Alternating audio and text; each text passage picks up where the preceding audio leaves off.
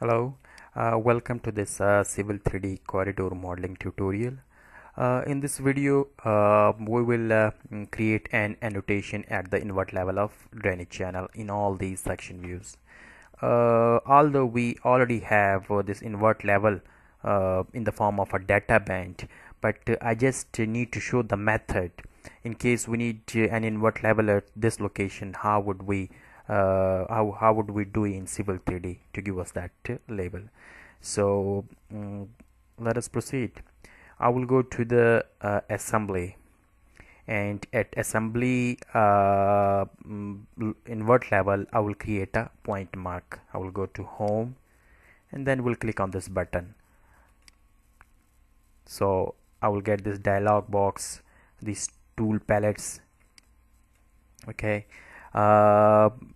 in this I need to make sure that I'm in the correct I'm using the correct tab, generic.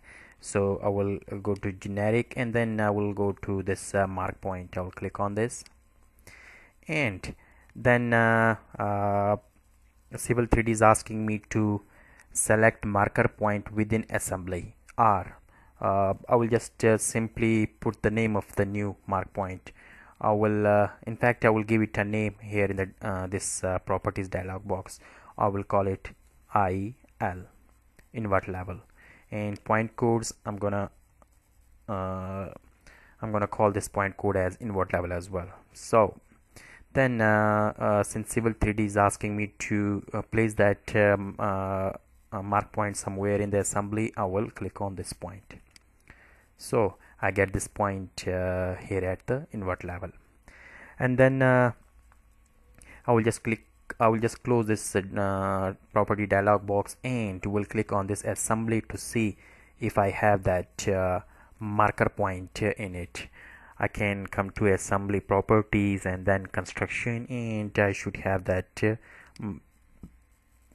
mark point centered. This mark point is the one that we created right now, and as you can see on clicking on it, you see this point name invert level, point codes invert level. Now you need to rebuild the corridor as well. Thing to remember is that whenever you add anything, any sub-assembly to assembly, Civil 3d will ask you to rebuild the corridor. So I will rebuild the corridor right now. Once I'm done with the corridor rebuild, then I will come to my section views, and I will then click on any section view and use this view group properties instead of this section view properties, which only helps me to play with a single section view. I will instead use this view group properties, and then over here I will come to my corridor, which is this ditch, and then I will make changes to its section view code set style, because that point that we just added, that mark point, if we want to show its label, this is where we can do it. So I will click on this section view only code set style. I will just make changes to it, and then since it was a mark point, so I need to use point, this part of the dialog box. And then as you can see that this invert level, that point that we added, it's already there. If it does not show in this dialog box, then how can I import it? You simply need to use this import codes. You will click on this, and then Civil 3d will ask you to select the assemblies. You just need to go to the assemblies and then make a selection and press enter, and that code that you added will be imported. But since I already have it, so I will just click on this invert level, that point code that have been added to this code set style. I will change its style to something. I will, let's say, change it to basic for the time being.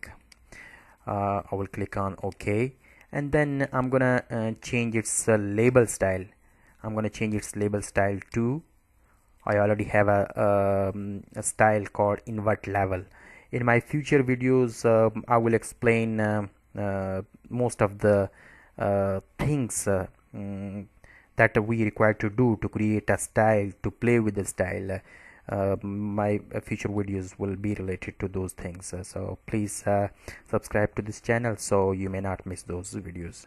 I will click on this invert level style, label style, and we'll press OK, and we'll press OK again, OK and OK.